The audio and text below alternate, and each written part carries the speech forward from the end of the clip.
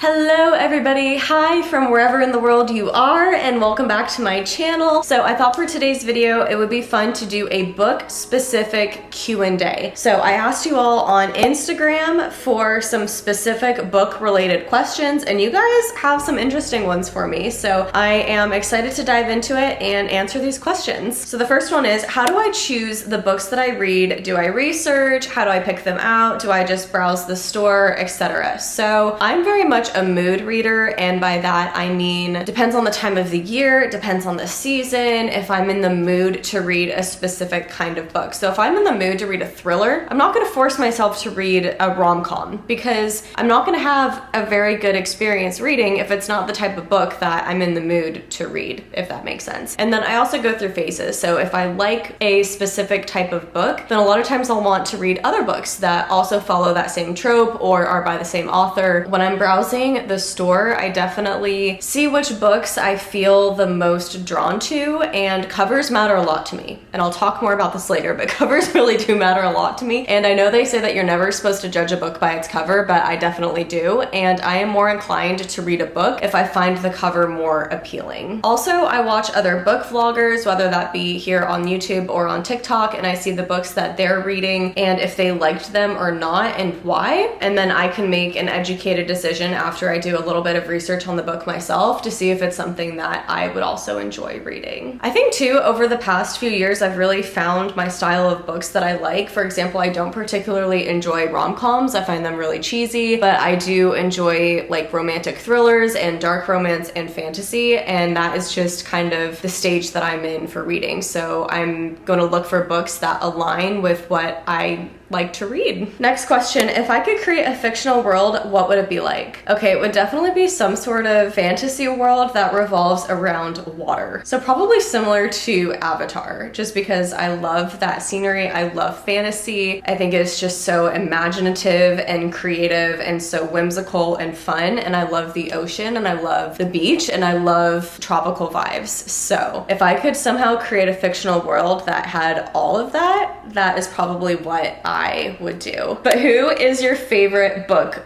boyfriend? Okay, so if you didn't know, a book boyfriend is considered a boy in a book that you really, really like. And obviously they're a fictional character, so it's not like you have actual real feelings for them, but you're just like, wow, I really, really like them. Like, they were written really well. They're really cool. I have a few off the top of my head. Zaid Meadows being one from the Cat and Mouse duet. I love Zaid Meadows. Obviously Rhysand from the A Court of Thorns and Roses series. But if I had to pick a book boyfriend, it's going to be Castile from the From Blood and Ash series. I love his banter with Poppy. I love his sarcasm. I just love his sense of humor, and just the way that he loves Poppy is written so beautifully, and he's just such an awesome badass character. Yeah, I would definitely have to say Castile from the From Blood and Ash series would be my favorite book boyfriend. If I were to write a book, what would it be about? Okay, so I go back and forth with this all the time because I do want to write a book one day. I just don't know if I can actually do it. But if I were to write a book, sometimes I'm like, I could write a college romance about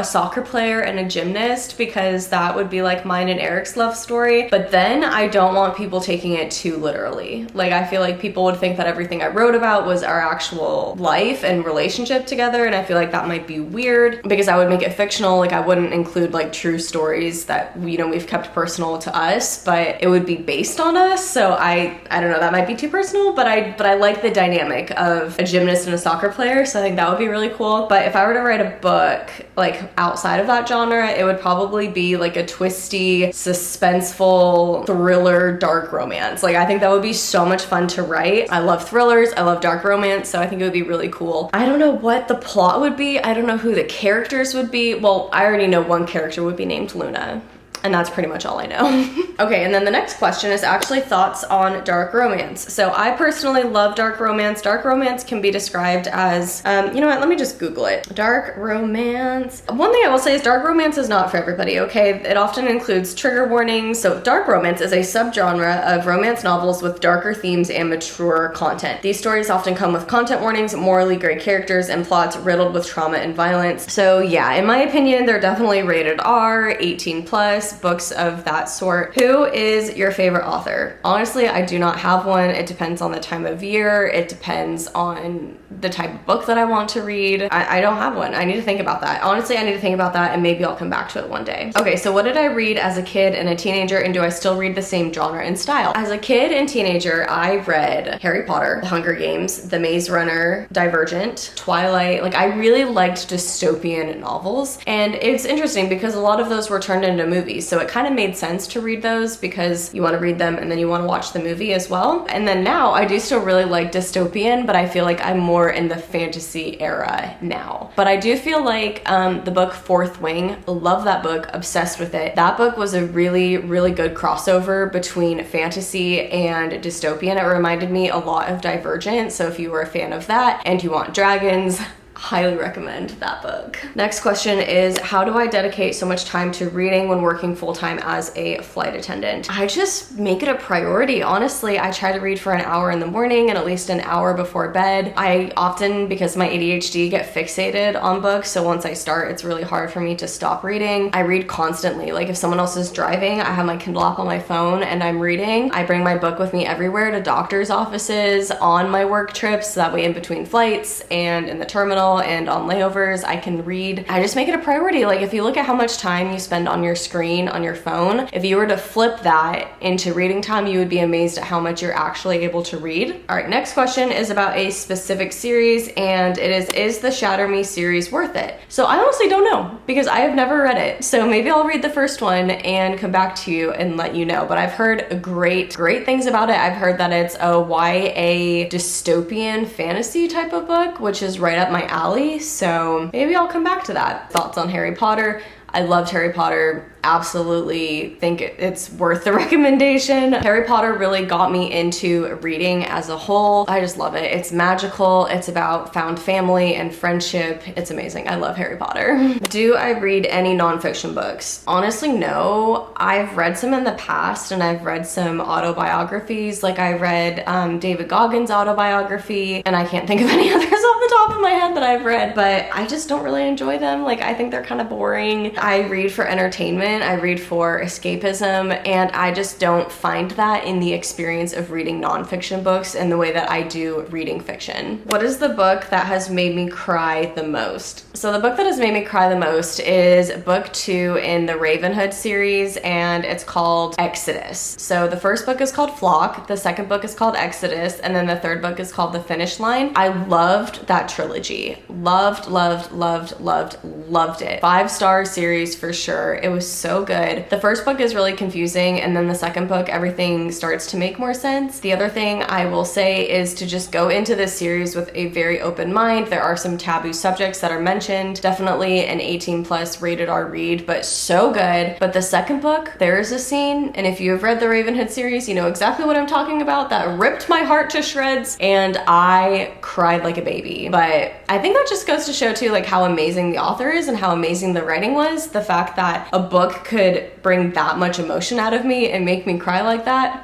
pretty incredible. What is my favorite book trope? Definitely enemies to lovers. I love that because it involves a few different things. Enemies to lovers is usually part of fantasy. It's usually a slow burn. You know they love each other from the beginning. Like, you know they're attracted to each other. Like, they hate each other, but you know they love each other. And then by the end of the book, they come together and you're just like, yay! Like, it just feels so, like, worth it. I don't know. It's my favorite trope. A few tropes that I can't stand on the flip side are miscommunication. I cannot stand when characters have this huge breakup or this huge misunderstanding simply because they didn't communicate properly. Ugh, that drives me nuts. I can't stand that trope. Okay, next question is, I'm currently reading As Good as Dead by Holly Jackson. Any thoughts on it? So I really liked it. I really liked how it brought the series together, and I loved that series. A Good Girl's Guide to Murder was one of my favorite YA thriller mystery book series. I guess that's what you could call it. And what's really awesome is it's being turned into a TV show, which I'm so excited for. I loved Pip. She was like a really cool, strong female lead. And yeah, I loved that series as a whole. This next question is funny. Why do people on covers give me the ick?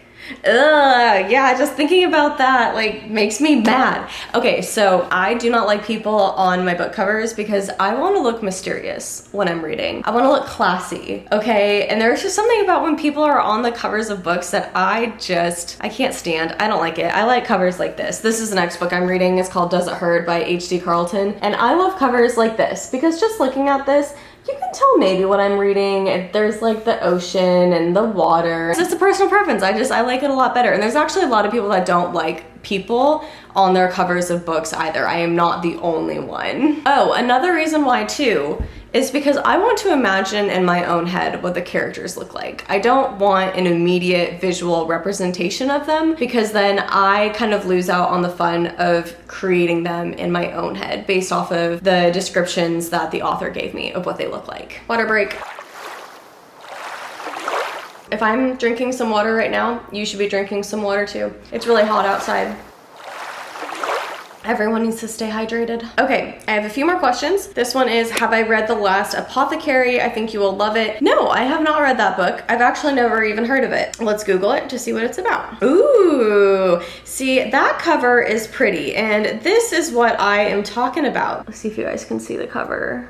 Is this about potions? Is this about magic? There's flowers, it's pretty, it's purple. I love that because you don't really know what it's about. If any of you have read it, let me know what you think. Okay, so it says, hidden in the depths of 18th century London, a secret apothecary shop caters to an unusual kind of clientele. Women across the city whisper of a mysterious figure named Nella who sells well-disguised poisons. I was right, it's poison. Okay, poisons to use against the oppressive men in their lives. But the apothecary's fate is jeopardized when her newest patron, a 12-year-old, makes a fatal mistake, sparking a string of consequences that echo through the centuries. Okay, that sounds interesting. I'll probably add that to my list. Thank you for the recommendation. All right, the next question is, if I could read any book again for the first time, what would it be and why? Oh my gosh, this is such a hard question. Maybe the ACOTAR series, just maybe the whole series as a whole, because I loved those books so much and they were my first fantasy books that I've read as an adult and they just are so special to me. Like they mean a lot to me. So maybe those books? What are your thoughts on the 6 love languages?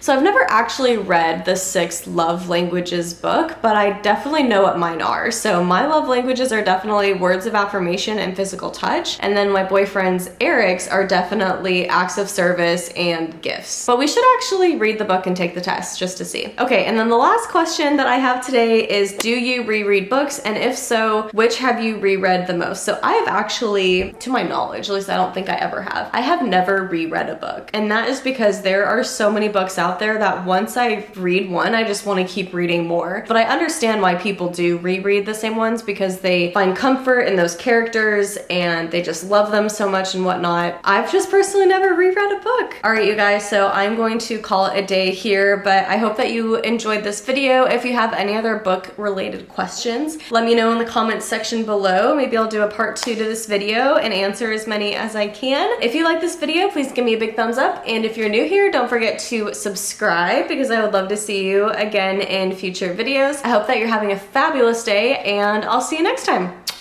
Bye.